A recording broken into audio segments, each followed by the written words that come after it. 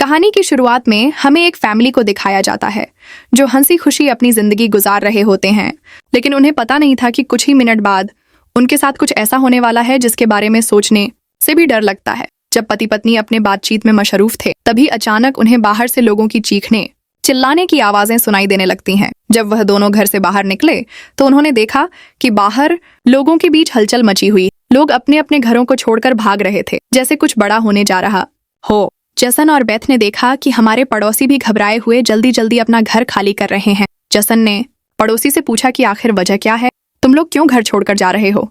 लेकिन वो लोग इतने जल्दी में थे कि उन्होंने जसन की बात का कोई जवाब नहीं दिया। वहीं उन्होंने देखा कि पड़ोसी का बेटा भी अपना सामान पैक कर रहा। जसन ने जब उस बच्चे से पूछा कि तुम लोग कहाँ जा रहे हो, तो उस बच्चे ने जवाब दिया कि मेरे पापा का एक दोस्त गवर्नमेंट ऑफिसर है।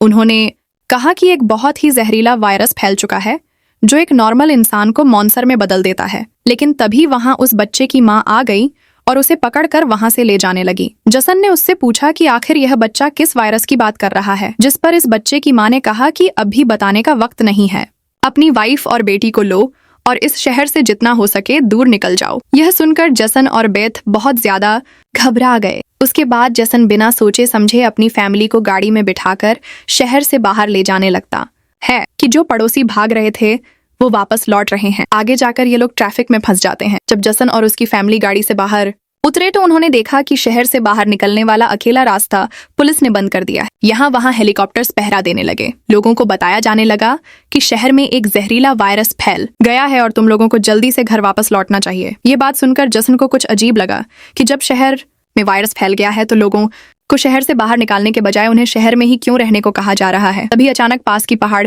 से एक बड़ा सा पत्थर उनके कार पर आ गिरा। यह देखकर वो लोग बहुत ज्यादा घबरा गए। पहाड़ हिलने लगा। तभी उस पहाड़ के पीछे से 2 मिलिट्री के फाइटर जेट्स निकलकर शहर की तरफ बढ़े। वो 2 फाइटर जेट्स पूरे शहर पर बमों की बारिश करने लगे, जिससे पूरा शहर राख में बदल गया। जसन की वाइफ बेथ को फौरन समझ आ गया कि अगर वह पुलिस की बात मानकर घर लौट जाते तो उनका अंजाम बहुत बुरा होने वाला था। उसके बाद वो फाइटर जेट्स सड़क पर मौजूद लोगों की तरफ बढ़ने लगे। यह देखकर सभी लोगों में हलचल मच गई। अब सबको समझ आया कि गवर्नमेंट उन्हें मारना चाहती है। सभी अपनी जान बचाने के लिए यहाँ वहाँ भागने लगे, पर जसन और बेथ को समझ आया कि वह कहीं भी भाग लें। तभी बेथ ने पीछे मुड़कर पहाड़ पर एक स्कूल देखा और उसे लगा कि बचने के लिए वह जगह बेहतर रहेगी। जिसके बाद जसन बेथ और जोई को लेकर स्कूल की तरफ पहाड़ पर चढ़ने लगे। पीछे ब्रिज पर मौजूद लोगों पर फाइटर जेट्स बम गिराने लगे। ये तीनों तेजी से दौड़ते हुए स्कूल तक पहुंच जाते हैं और खुशकिस्मती से वहां उन्हें एक टनल मिल जाता है और बम धमाके से कुछ ही सेकंड पहले वो जल्दी से उस टनल में घुस जाते हैं।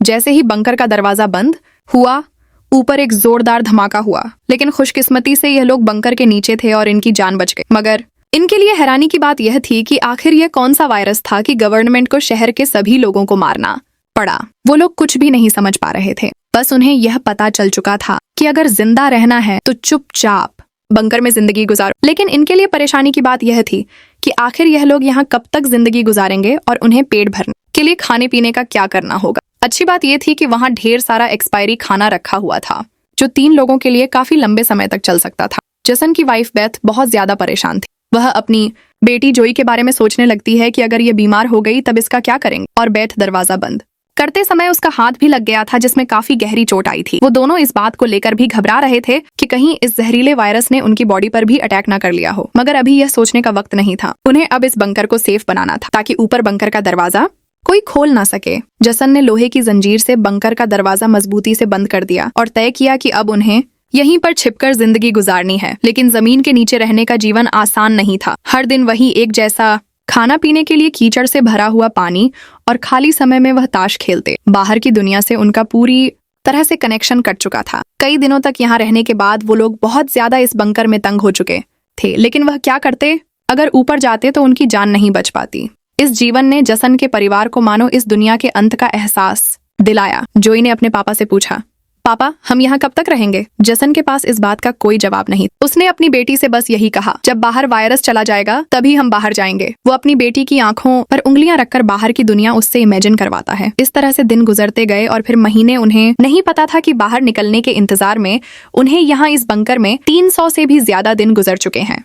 जोई अपनी माँ की बनाई हुई पेरिस्कोप से बाहर की दुनिया को देखती है। बाहर चारों ओर बस तबाही का मंजर नजर आ रहा था, जैसे यह पूरी दुनिया जलकर राख हो गई हो। वहाँ किसी भी इंसान का नामो निशान तक नहीं था। ये सब देखकर उस छोटी बच्ची को लगने लगा कि शायद हम इस दुनिया के आखिरी बचे हुए लोग हैं। माँ ने उसे दिलासा दिया कि तुम ऐसा मत सोचो, शायद तुम्हारे दोस्त भी हमारी तरह कहीं छुपे हुए हों। अब रात हो चुकी थी और डिनर का समय हो चुका था। उनके पास अब खाना भी कम बचा हुआ था, इसीलिए वह तीनों थोड़ा सा खाना खाकर काम चला रहे थे। लेकिन आज जोई की जिद पर उसे पूरा एक कैन का डिब्बा दिया गया। जोई ने जब टिन का डिब्बा खोला तो उसने देखा कि टिन का डिब्बा अंदर से खाली है। इस डिब्बे के पीछे की तरफ एक छोटा सा छेद था, शायद कोई चीज इसमें से खाना चुरा गई थी। बेथ ने सारी बची हुई डिब्बों जांच की तो पता लगा कि पूरे 12 डिब्बे खाली थे। यह देखकर वो बहुत ज्यादा परेशान हुए क्योंकि यह तो उनके 2 हफ्तों का राशन था। बेथ ने वेंटिलेशन जाली की तरफ देखा और अंदाजा लगाया कि शायद कोई चूहा आकर खाना ले गया।